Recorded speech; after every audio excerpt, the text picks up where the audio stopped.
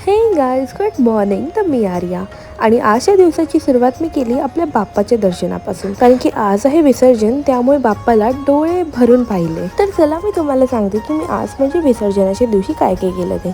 सगळ्यात आधी तर आमच्या घरी प्रत्येक वर्षी पुरणपोळी बनते आणि त्यानंतर मी मामींना विचारलं की मामी किचनमध्ये काय बनत आहे. तर मामी बोलल्या आज मस्तपैकी बेत आहे पुरी भाजीचा. आणि बघताच बघता वेळ झाली ही दुपारच्या आरतीची. आम्ही दुपारची आरती करून घेतली आणि त्यानंतर आम्ही सर्व जेवायला बसलो. आम्ही सर्वांनी तयारी करायला घेतली आणि यावेळेसची आमची विसर्जनाची थीम होती मुनिया पैठणी. यानंतर आम्ही घरी घेतली बाप्पाला निरोप देण्याआधीची आरती. आम्ही बाप्पाचं वाजत गाजत विसर्जन केलं. यावर्षी बाप्पासोबत घालवलेला प्रत्येक क्षण हा अविस्मरणीय होता. म्हणजे सजावट, आरत्या, दर्शन आणि बरंच काय. तर गणपती बाप्पा मोरया, मंगलमूर्ती मोरया आणि पुढच्या वर्षी लवकर या. तुमची आतुरतेने वाट पाहत आहे मी आर्या.